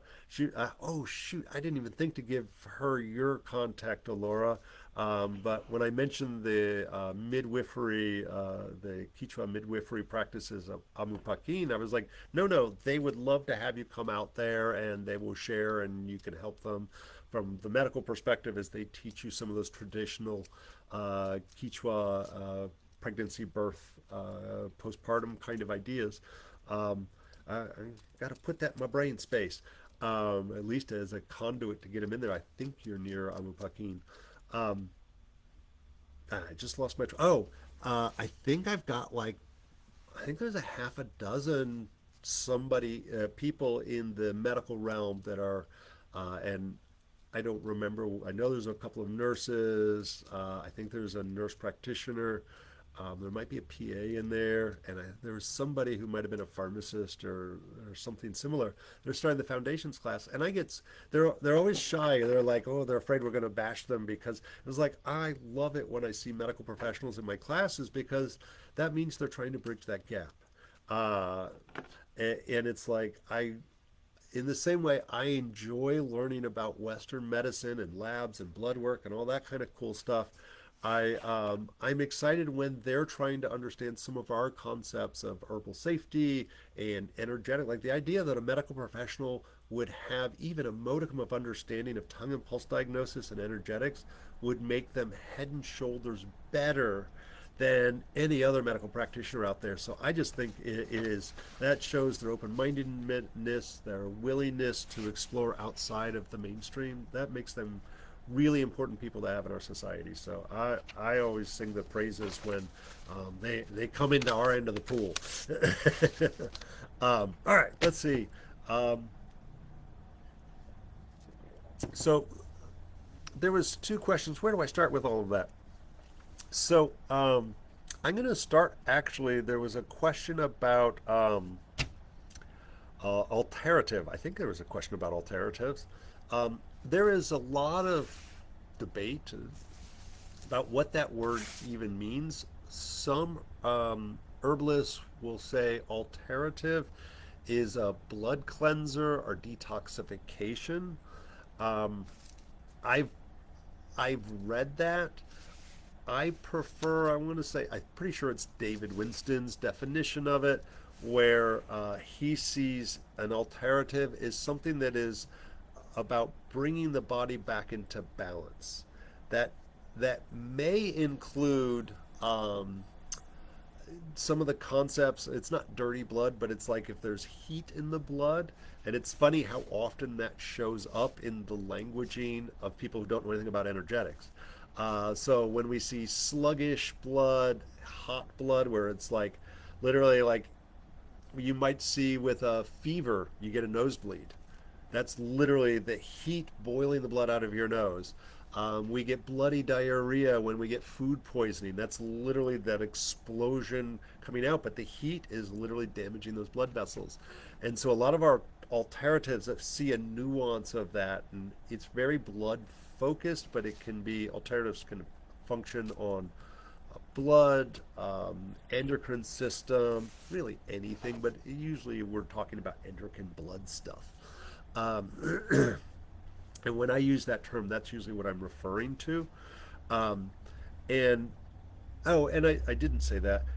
I don't use it in reference to lymphatic system, but it can refer to the lymphatic system as well. And the question, actually, let me delve into lymphatics because we also have lymphatic herbs, and it's always a trick because the lymph system is kind of a parallel system to our circulatory system, but it's wrapped in with our immune system, wrapped into our fluid metabolism of our body. So we don't talk about lymph a lot in the world. Massage therapists talk about it, herbalists talk about it a little bit. If you know, lymphedema, so we see it as a oh yeah, cool. We see it when there's like somebody's had lymph nodes removed, or we talk about our lymph nodes if we get a sore throat. Um, but I always say that there's both acute and chronic issues with the lymph system, and I would argue like I don't usually use that specifically. I'll answer that one really. After 3 days, it's gross. Some people say 48 hours. I'm usually, if it's in the fridge, 3 days, I'm starting to look at it funny. Um, so with the lymphatics, I usually kind of separate those out, but those technically do belong in with the alteratives, I think. So when I talk about lymph, I think it's really important to maintain a healthy lymph system. I'm going to generically say there's three things, and please y'all remember I'm talking off the cuff. I have no script. I don't know what I'm talking about half the time, so I'm just going off of Bob's brain, who hasn't had dinner and is probably dehydrated and tired. So, water. So making sure that we have enough water is important for our fluid metabolism of our body. So hydrating, and I do follow kind of the party line on half your weight in ounces is a good starting point. Um, a little less or a little more, depending on how much you're sweating, your health conditions, your ability to consume it. Like, there's reasons, but I'm going to say that's a pretty good starting point, and then kind of looking at life. If we're doing that, we should be in the ballpark for a healthy amount of water for our lymph system and also for our kidney health, our real kidneys. Number one reason that we see kidney function is not enough water. The treatment for most kidney disease, drink more water. That's coming from a nephrologist. So with the lymph water, um, 2/3 of our lymphatic fluids of our body are moved through the diaphragmatic action. And that's fancy talk for, ooh, I can do that without standing up because I'm too tired to stand up. I'll back up a little bit. So, yay, my belly. Here's the bottom of my rib cage. That's my belly button, rib cage. So our diaphragm is this dome-shaped muscle that's right here at the bottom of our lungs and the top of our digestive system. It separates all of our guts down here from our chest cavity, our lungs and heart. And so diaphragmatic breathing, oh, I gotta relax here. I know y'all are just looking at my belly. I refuse to show you my belly. So when we inhale, our diaphragm comes down. There's less room here in our belly, so our belly pooches out. So most of us, if I like right now, I can't see any of you, but take a deep breath and you lift up on your shoulders. If you're breathing this way, your diaphragm didn't move. And it's important that our diaphragm moves to create this bellows like action to literally move 2/3 of those limbs. So if I'm taking a deep breath, I say put one hand on your belly, one hand on the center of your chest. When you inhale, this lower hand on your belly should move, this one shouldn't. So I always say laying on your back with your knees bent, and so my upper hand doesn't move at all. Here, I can do that a little bit. There we go. Ha! There we go. It's hard to do when there's 4 billion of you staring at me on the waves. So as I inhale, that's all belly. This hand didn't move at all. If I stress breathe, only the upper hand moves. This one didn't move at all. So diaphragmatic breathing, belly breathing, embryonic breathing, they're all the same damn thing. They're just making the diaphragm go down, move 2/3 of the lymph. Here's my face again. So the other third of your lymphatic fluids are moved by muscle contraction, movement. Go for a walk. And that moves the other third. So for a healthy immune system, water, diaphragmatic breathing, movement. It really doesn't matter what the movement is. I think it's one of the arguments for runner's high that if you're going to run long distance, you have to switch to diaphragmatic breathing, otherwise you'll just be a mess. And you've oxygenated your blood, and you've moved your lymphatics, and so it reduces the inflammation in your body, so you feel good after you get over the whole agony of running. Once you get used to it, it's actually quite lovely. So your lymphatics, most of your lymphatics are not so much about moving the lymph fluids. A few of them are, but they're usually mixed with diuretic and lymphatics. Most of them are for kind of swollen lymph nodes. So whether that's an active infection or like the lymphedema we might get if breast cancer, you've had lymph nodes removed and your arm swells up. Sometimes it's a specific lymph node or it's just the fluid accumulation. And we'll use a combination of gentle lymphatics and gentle diuretics. Some of them, like chickweed, kind of do both. With chickweed somewhat. Cleavers is a good kind of mix. It's gentle, it's nourishing, but it's moving all of those. Our tropical chickweed works for that. Our cucumber weed here in Florida, the pellitory, is great for that. Yeah, yeah. You're going to learn that in advanced in the barefoot doctrine. We'll talk about belly breathing a bunch. Some of those things that probably one of the things at some point we should teach every one of our clients is belly breathing, but there's all kinds of other cool reasons to do it as well. So the long way around, Kristen, to your question about figwort. And so I don't. There are many figworts out there, both in Europe and in North America. I don't know of any figworts that grow in Florida, but I will not swear to that. I want to say I learned in the Scottish School of Herbalism when I was in Scotland with Keith and Danny. I want to say there's a lot of figwort there, and I think he said at some point it was his favorite herb. And I was like, oh, I haven't worked with it that much, and so he really talked about a lot of it, and I've started to use some of our figworts. And there is a figwort in Chinese medicine, and I totally don't remember what it is, so you guys are on your own on that. But it is a occasionally used herb. Figworts are generally for congested lymph. Specifically, I would argue it's for hot swollen lymph nodes, like, oh, I got a sore throat and I can't swallow, my throat's swollen. A lot of times people get them in their pits. That it's primarily looked at for that. We look at it for kind of hot phlegm conditions. Oh, nice. Yes, there's figwort up there, and I'm pretty sure Corey Pine knows it well. So, um, actually, I think I've learned some from him as well.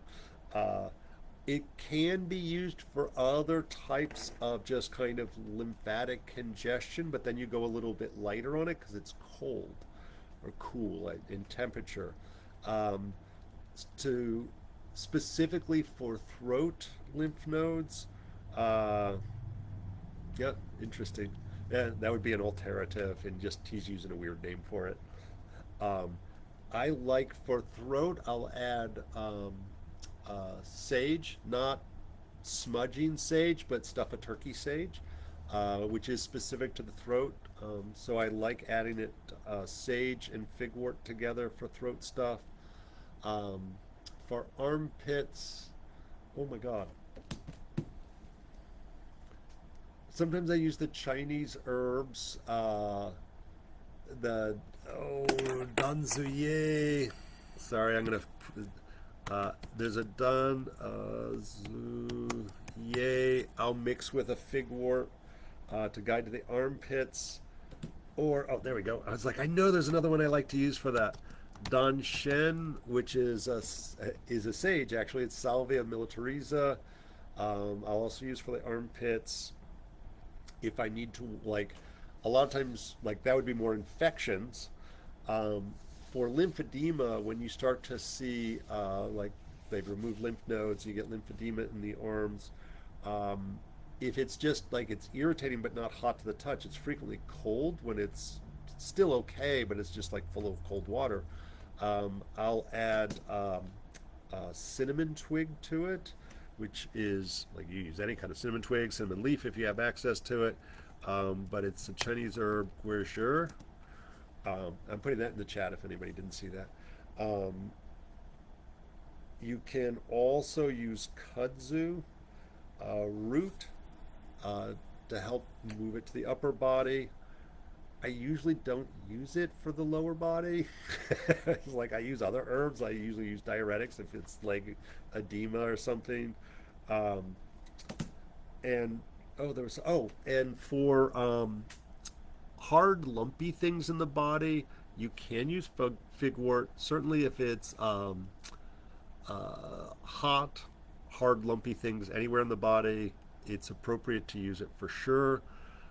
You can also use poke root, Phytolacta americana, which is toxic. So I tend to like I'll either use a low dose with the figwort or I'll use the poke topically, um, and then the I'll use heal all, which is also a Chinese herb whose name's just left my brain.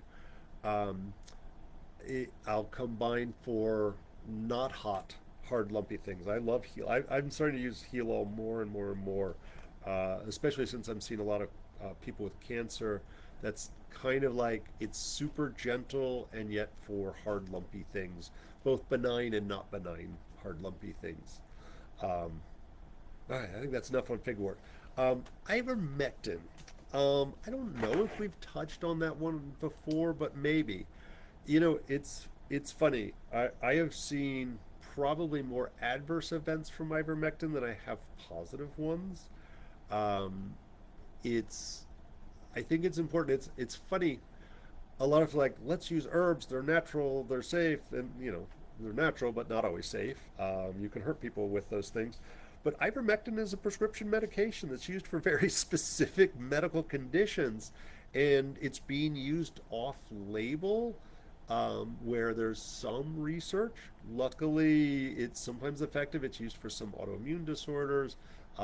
It's veterinary medicine, as in a drug, as an antiparasitic, but it also has a lot of side effects. And so I've had one person hospitalized from ivermectin. A lot of just had horrible reactions.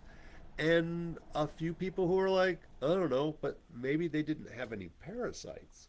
And so I think it is fine to have around, but like, If you need ivermectin, I would suggest getting it from a doctor and make sure that it's being used safely.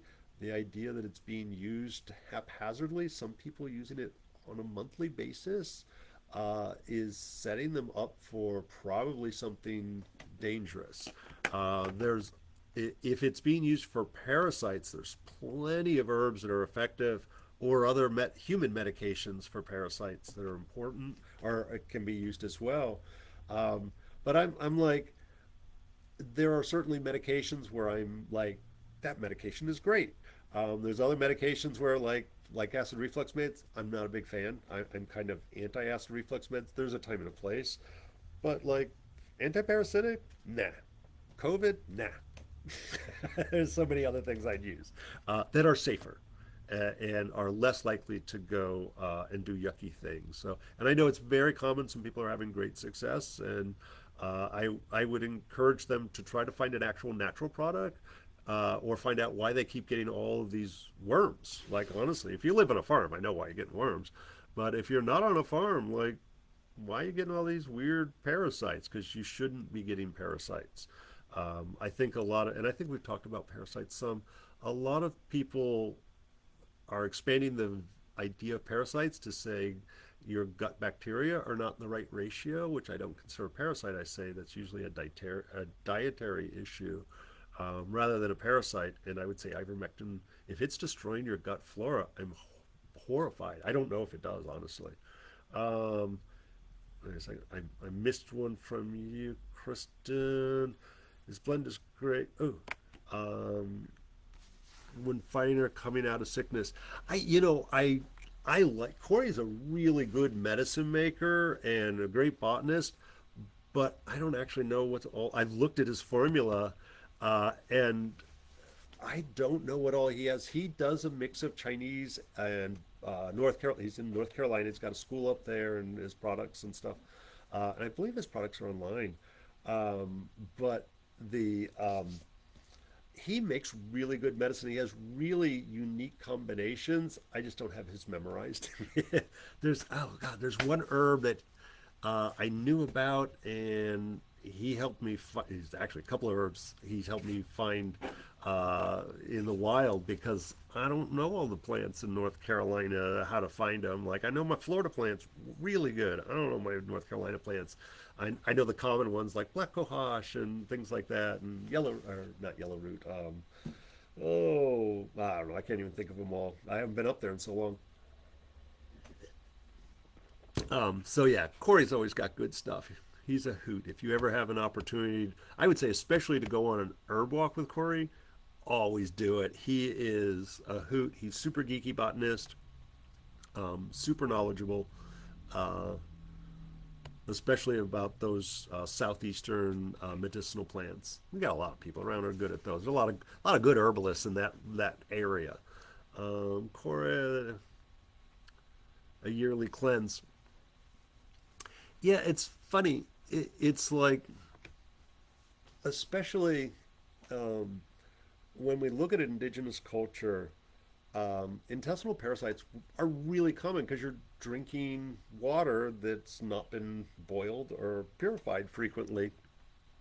Um, and through the millennia, like it's funny, beer and wine was very weak back in the day, but that was used because the water was full of parasites.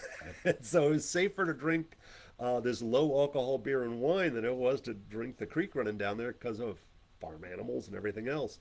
Um, and so in a lot of cultures, that's very normal. And those were usually very gentle, kind of generic, like kids eat dirt, undercooked meats, drinking, water that maybe we shouldn't.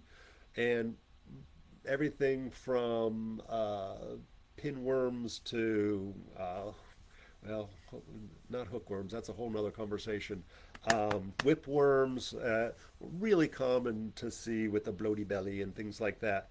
And so, basically, a few pooping herbs were common. I love my go-to for gentle cleanse is the epazote because it's a food.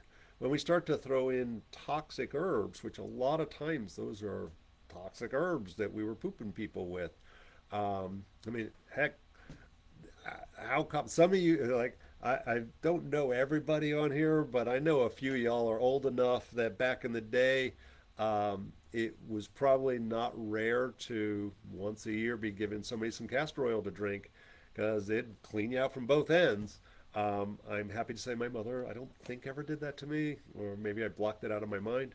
But that was a very common thing to use as an anti-parasitic, and basically just gave you diarrhea.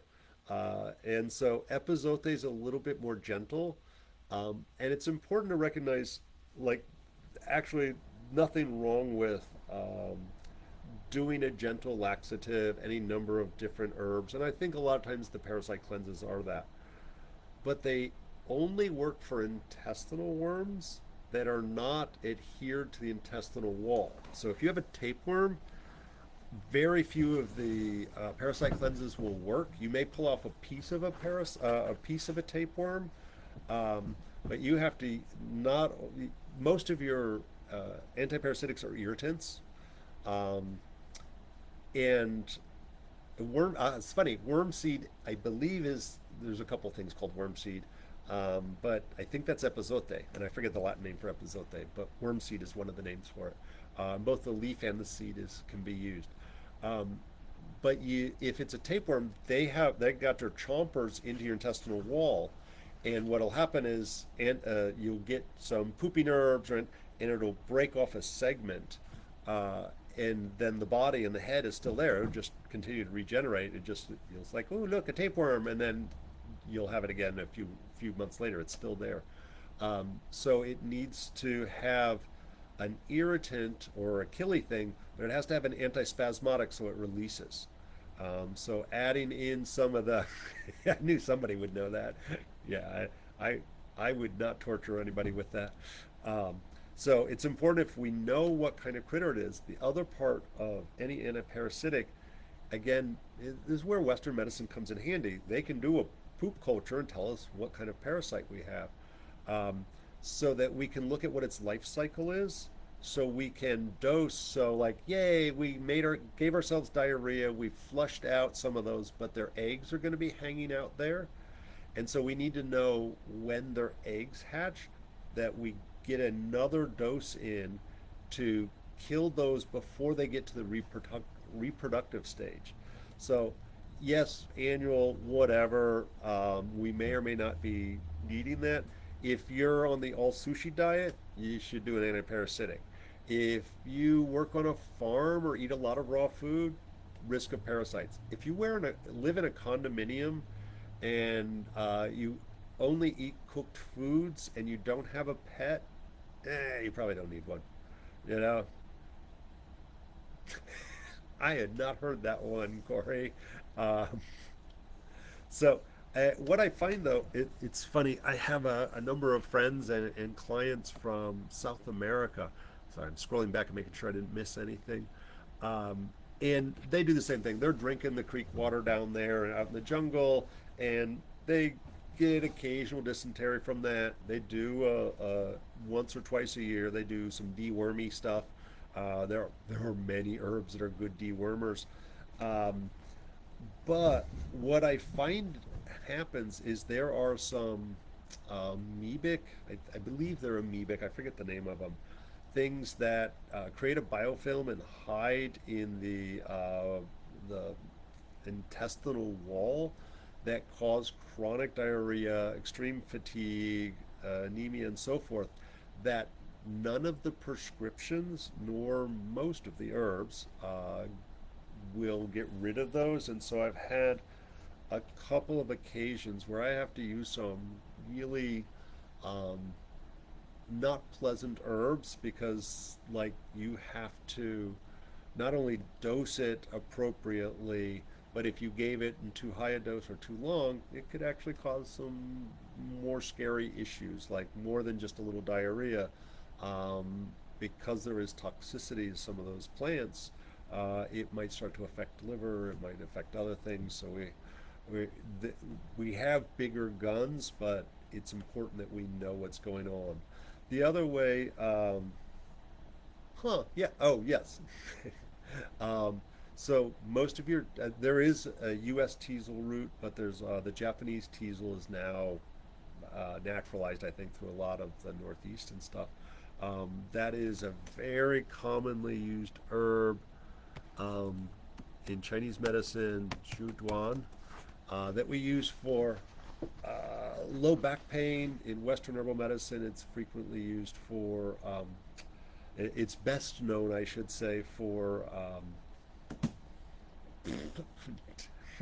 Lyme disease. There we go. Lyme and Lyme co-infection. I can say that word really. Um, and it's interesting. The Chinese name, I love the Chinese name because it translates to make whole again. And so it's primarily thought of from more traditional use as traumatology for broken bones and things to make you whole again.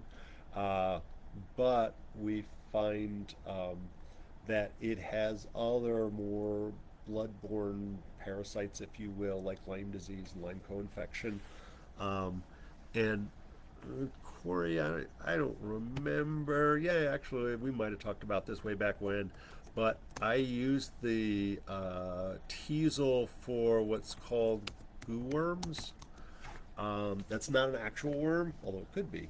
If any of you are bored, put in Chinese medicine and goo worms, and there's basically, I think I've got one or two videos out there still, and there's one other German guy. There might be more now. I haven't Googled it in a long time, but Heiner Fruhoff is kind of the guy who, in English at least, that talks about goo worms. Just basically these invisible things that are like Lyme disease or some of our other chronic. I would say mosquito-borne diseases, but those have been recognized for a long time, and there's easy fixes. But the goo worms uh, will explain some mental health things actually, and goes from kind of an explanation of these very unique things that we can't explain in other ways, and also creates a unique herbal protocol um, that we use to address it. That I will say, I see my share of Lyme disease. I tend to treat them on the treatment principles of goo worms. And so it's not a specific herb, it's like a formula plus variants that we use and rotate through a set of herbs that makes it very interesting. Um, there was something else I was going to say, and I totally don't remember what it was. Oh well, I don't think it was anything anybody else said. Um, Worms.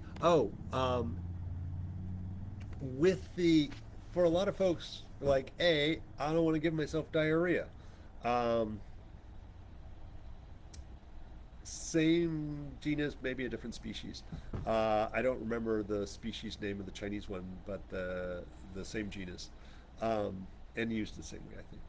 So, with the antiparasitics, like if you read on the internet, everybody has parasites. It is the cause of every disease. I do not find that to be true. I rarely treat for parasites. I rarely see them. If I see risk or I ask for poop samples, not to give to me, but to get find out what kind of critter it is. Um, that said, I have somebody who's like food poisoning in Africa, visited farms, treats exotic animals. Like, oh, you got so many parasites, it's not even funny. And she has crapped out some tapeworms and other things. That person probably needs to constantly do antiparasitics. One way to screen for, and I will say specifically intestinal parasites, because bloodborne or liver flu, things like that, are harder to identify and also way less common, is on your really basic blood work. Yeah, so when you go in to see your doctor for your annual whatever, when you're younger, you don't even bother. As you get older, you're supposed to do it every year.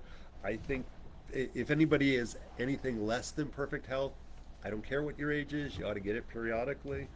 So the two main tests that the doctors order, your insurance covers, is a CBC, which is a complete blood count, and a CMP, a complete metabolic panel. And so the CBC, it is most doctors, If you specifically ask for a CBC with differential, the differential is really important. So the CBC is looking at your white blood cells and your red blood cells, and if they just do the basic, it doesn't give you a ton of it. It's really just screening for immune issues and anemia. If you get the differential, and that's very normal to do, and most doctors, one would hope, they would actually check that box, and it doesn't have a, it's like $5 more if you paid out of the pocket or something.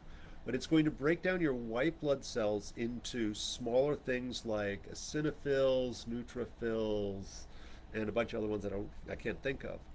Your eosinophils, if it is high out of range, it's either an indication of severe allergies or parasites. And so I think the range is like 0 to 6 on the eosinophils. If you're like, I don't really have any allergies, I'm not sneezing, I'm not taking a Sudafed, and it's popping at a 10 or a 12, and you got an itchy butt or you got some digestive issues, I'd ask to get a poop sample and see what kind of parasites you've got. Very likely that you do have a parasite, especially if you're playing in the dirt, because we eat dirt by accident. We eat worm eggs that way. If you have a pet, you may be sharing some parasites. A lot of parasites come out at night and go into places we don't want to know about. If you eat sushi or a lot of raw vegetables, yay, salads. I don't know about you, but I've opened up a head of lettuce and there's some dirt in there, and every once in a while there's an actual like inch-long worm. And so if we're eating a lot of raw, uncooked foods, the possibility of parasites does exist, that we get that in through our foods. If you have exposure to human feces, again, that's a common transmission of things. That's where we find raw sewage in the water. You drink the water downstream, you got whatever that guy a mile upstream got.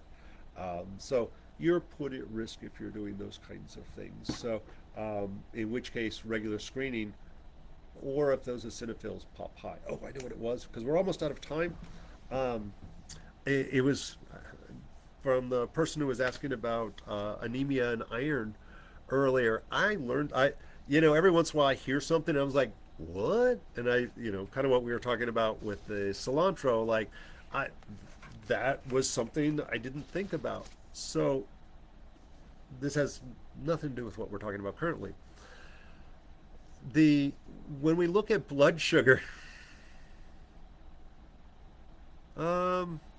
chickens, I'm quite sure that there's parasites there. Specific transmission from a human or chicken to a human, I have no idea. But you're playing in the dirt and they're throwing dirt at you, so yeah, there's an opportunity there. But use the blood work, the CBC, get your annual blood work, check your eosinophils, look to see if you have an elevated eosinophils. And it's usually not like, ooh, right at 5 or 6. That would just be, oh, there's pollen in the air. With parasites, I usually see like 8 or higher. Not out, like when I see 10, 13 on the eosinophils, the EOS is the way it is on your blood work form. When I see that, I was like, you need to go get a poop test. Like, that's pretty indicative. If there's no obvious allergies at that moment, that means you probably got a parasite. So one of the things that, again, very commonly screened when they do your annual blood work is blood glucose, right? And so if you do, they were like, oh, we need you fasting when you go and do your blood work. They're going to check your fasting glucose. And that's looking to see whether you have blood sugar issues. It could be too low or too high. Too high is more common. That's what we refer to as diabetes. And so type 1 or type 2, both will show that high out of range. And so the magic number for your fasting blood sugar is, I would say, right at 100. They move the scale periodically, but anything that's 100 or higher is considered a high blood sugar level.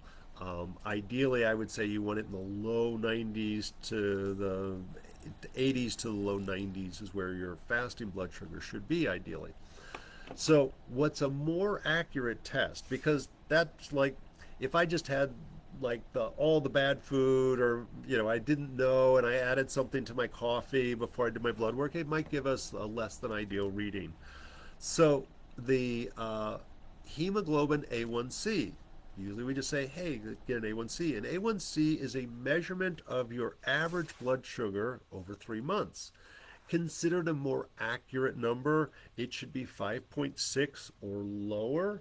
And when it starts to get uh, at 6 or higher, then they're like, oh, you need some medications, you got blood sugar. And like diabetes is not something to ignore. That can really wreck your life. So I always say if you're already pushing the 5.6, 5.7, pretend you're diabetic.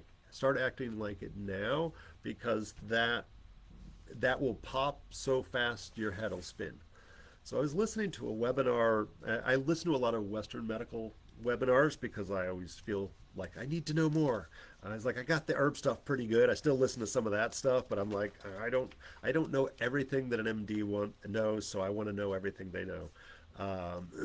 So they were saying things that will skew your A1C, and I thought it was a fairly accurate. It's the hemoglobin A1C. So if you have low hemoglobin, i.e., you're anemic, it will not give you an accurate reading, and your blood sugar may actually be higher than it measured. And I was shocked to learn that. Literally last week, I just learned that. And I was like, oh, I got to go back and change some of my slides and what I say about it. So, screening for anemia is also important, and we can get some of the same symptoms with anemia, low hemoglobin, because if it's long-term anemia, we'll start to get some numbness in the feet and the hands sometimes. The vision isn't as good. The skin quality is altered. So there is a correlation between our testing of blood sugar and anemia. So I will, for those of you who are practitioners or delving into some of the blood work stuff, I think it's so important. I don't have my, oh, wait, no, wrong book. I don't have my blood work book that I really like for learning from. Can I grab it fast? Nope, I don't see it. Sorry. Looks like somebody ran off to it. Nope. Oh, there it is. I found it. Sorry, because some of you aren't my students. So I will say this is my favorite blood workbook. You can find a link, and I'll make $1 off it, and you'll pay the same amount. If you go to the traditionsherbschool.com on resources, there's a list of books that Bob likes. This is on there. If you click on that, yay, I'll make $1. Every dollar counts. Got to pay my mortgage this week. Uh, but they really do a good job. They give you random stuff.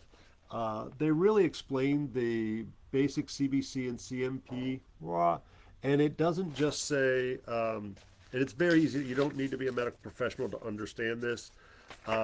Looking for one that's interesting. They talk about high and low range, and then there's the standard range, which is what's on your blood work, and then they talk about the functional range. How do we make sure we have the ideal blood work on stuff? And then it'll also say, well, like, if this is high and this is low, then you should ask for this test because. So I open that book multiple times a week. It is super helpful for trying to decipher with that annual blood work. How do we decipher and get the most information? Because your MD is just going, nope, nothing's severely out of range. They literally, that's all they do. They just literally go, like, nothing that I need to write you a script for, and nothing I need to send you to the hospital for. And they go on with their day. And there's volumes and volumes of information that is in that basic annual screening blood work that I think everybody should do. And generically for all of our clients, I add vitamin D. This is vital if you work indoors, if you wear clothes, or you have darker skin than me. Then you should always screen your vitamin D. I would say, even if you eat meat, you should be screening your B12 levels. especially if you're on any medications, if you're under stress, or you're over the age of 50, you should always check your B12 levels. Um, I, if you are have any digestive issues whatsoever, you should check your B12 levels. But if you have any digestive issues, if you drink a lot of coffee or tea, you should check not just ferritin, but a full iron panel.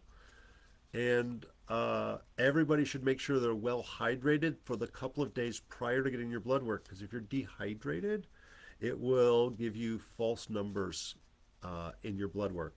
Like you would be anemic and you wouldn't be able to tell if you were dehydrated, and that doesn't show.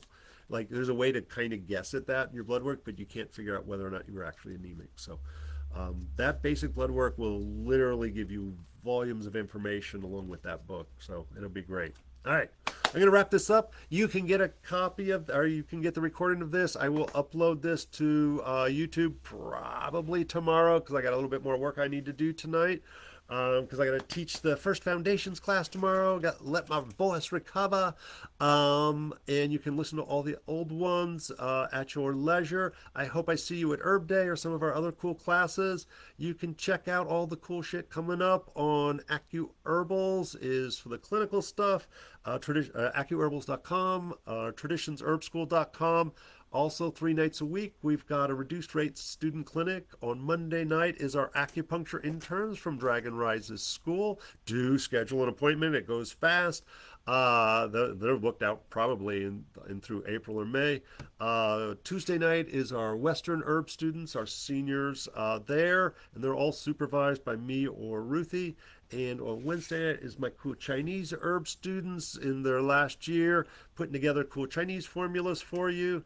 And then there's senior practitioners here 6 days a week. I am the hardest one to get in with. I think my next appointment's not till July. And I was like, please don't come see me for some knee pain. There's a million people out there that can do that job. And it's booked out that far because I'm mostly seeing those cancer clients, and they need a little bit more time and focus. And so in order to be able to teach and supervise and do all that other crazy stuff, I gotta make sure I take care of the folks I got. And I know if you're ever worried about other practitioners, I'm so picky about who I allow in here to work. And they're, oh, all these faces I don't know. Hey, y'all. They always have my ear, so any of my practitioners know that they can bend my ear if they ever have a question. So we're always going to make sure everybody gets the best care that they can. Remember, the garden is here. This is a community resource. I beg you all to come out, say hi to the plants. Yes, buy plants too. But really, I want to see butts in hammocks. I want to see people playing on their computers and hanging out and meditating under a tree. Oh, I almost forgot. On Thursday mornings at 8 a.m., we have a donation-based yoga class. And on Sunday mornings at 8:30, a free/donation-based meditation. The meditation will change every week, either on the whim of Kristen, or I'm sure she takes requests. I've done 2 now, and just super enjoyable. We don't make you shave your head or do anything weird. Even though she has a longer time slot on there, it's like 30 minutes to an hour meditation, guided meditation, and it's quite lovely. And we may be adding some more classes here in the mornings as the whim strikes us or the tea truck starts opening. And you'll be able to enjoy the tea from the trailer very soon. Thank you all for coming out. I will see you next month, I hope. We'll do this every month on the last Friday of the month. Bye. See you at Herb Day. Oh, I gotta figure out how to turn this off. There we go. Boop.